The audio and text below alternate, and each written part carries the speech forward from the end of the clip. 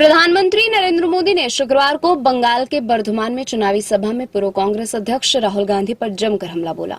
उन्होंने कहा कि मैंने पहले ही ये भी बता दिया था कि शहजादे वायनाड में हार के डर से अपने लिए दूसरी सीट खोज रहे हैं। अब इन्हें अमेठी से भागकर रायबरेली सीट चुननी पड़ी है। उन्होंने कहा कि ये लोग घूम घूम कर सबको कहते हैं डरो मत, मैं भी इन्हें यही कहूंगा डरो मत, भागो मत। उन्होंने कहा कि कांग्रेस इस बार पहले से भी कम सीटों पर सिमटने जा रही है।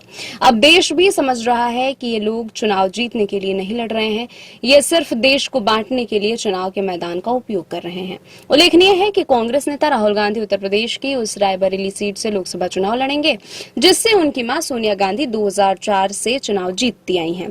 गांधी परिवार के करीबी माने जाने वाले किशोरी लाल शर्मा को अमेठी लोकसभा सीट से चुनावी मैदान में उतारने का फैसला किया गया है। शर्मा गांधी परिवार की गैर मौजूदगी में दोनों प्रमुख निर्वाचन क्षेत्रों का कामकाज संभालते रहे हैं। प्रधानमंत्री ने कहा, मैं पिछले 10 दिन से लगातार कांग्रेस को 3 चुनौतियां दे रहा हूं, लेकिन वो मौन होकर बैठ गए हैं। मेरी पहली चुनौती है कांग्रेस और इंडी गठबंधन वाले देश को लिखित में विश्वास दें कि वे धर्म के आधार पर आरक्षण में संविधान में कोई भी परिवर्तन नहीं करेंगे।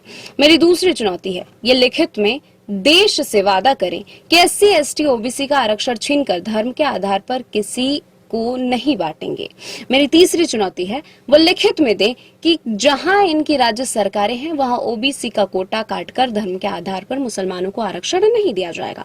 उन्होंने कहा कि हमारे देश में दशकों से ये वोट जिहाद का खेल पर्दे के पीछे चलता था, चुपचाप चलता था।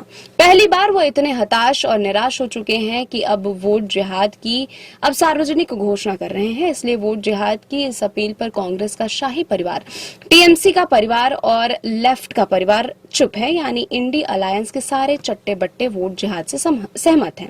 उन्होंने कहा कि टीएमसी, लेफ्ट और कांग्रेस के पास विकास का विजय ही नहीं है।